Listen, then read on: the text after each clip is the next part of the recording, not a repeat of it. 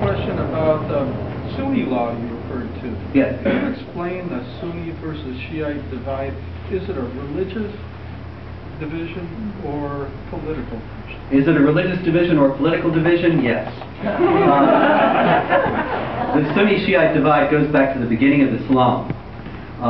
In my book, Did Muhammad Exist?, I make a case for none of this really being historical fact, but it is certainly Islamic belief that it's historical fact, and most people generally take for granted that it's historical fact. And the main point is that Muslims believe all this happened, and it still plays out today. What happened was, Muhammad died in 632, and the Sunnis say he died suddenly and left no successor. And that they determined that what would be the best thing would be to choose the best man in the community, and he would be the successor. The Shia say that Muhammad did choose a successor, and that was Ali ibn Abi Talib, who was his son-in-law. Ali was the husband of his daughter Fatima. And thus, and he didn't have any sons who survived to adulthood, so his son-in-law was his male heir, and thus should be the leader of the Muslim community, and that the leader of the Muslim community should always be a member of Muhammad's household.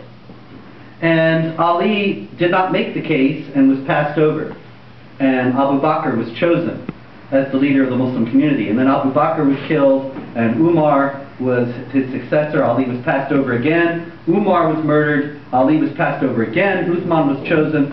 He was murdered. Finally, Ali was chosen, and then he was murdered. And then those were the good guys. Those were the rightly guided kings, the golden age of Islam, according to Islamic tradition. Way too much love. Way too much love. Indeed. And the sons of Ali then fought against Ali's successor, Muawiyah, and they were killed. And the Battle of Karbala in Iraq in the year 680 was the death of Hussein, the son of Ali. And that was the real formal beginning of the split. And the Shiites maintained that the successor of Muhammad had to be a relative of Muhammad or a member of his household. And the Sunnis kept on picking the best man as caliph. And they both consider each other heretics, and thus, under Islamic law, to be killed. The Sunnis are about 85 to 90% of the Muslims, and the Shiites are about 10 to 15%. And usually, wherever they live in proximity to one another, they kill each other, as we see quite a lot in Pakistan today and Iraq. Some places have sizable Shiite minorities, like Saudi Arabia, where they are kept under tight control and they don't get out of line or else. In any case, it is a political division because it's about the leadership of the Muslim community, which is a political entity. But it's also a religious one. It's founded ultimately in the idea of who gets to succeed Muhammad. Now, the thing about this is that neither one actually has a leader today, because the caliphate, the leaders of the leadership of the Sunni Muslim community, the caliphate was abolished by the secular Turkish government in 1924. As far as Islamic terrorists like Osama bin Laden will tell you, that's when all their troubles began, because that was the disunity of the Muslim community, and they need to reunite the Muslim community under a restored caliphate. That's one of the things they're fighting for. Barack Obama has given them a great shot of doing this by enabling the installation of these Muslim Brotherhood and Islamic supremacist governments all across North Africa that believe in the caliphate. And I think we're going to see attempts to reestablish it. The only thing that will probably save us from that is that they will never agree on who gets to be the caliph, and we'll start killing each other for that.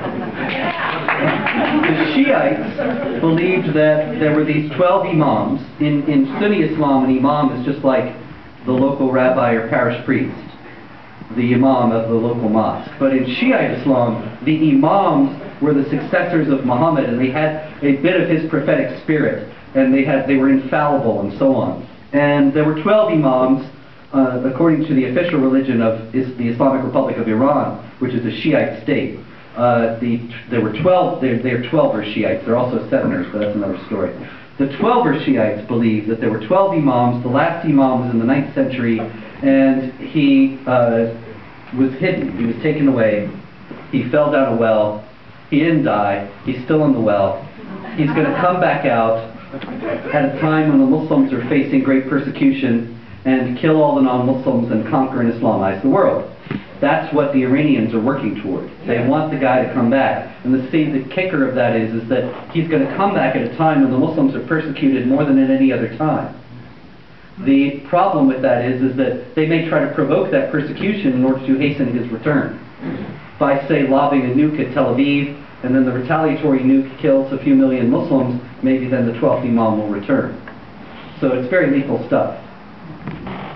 But anyway, yes. Religious or political? Yes.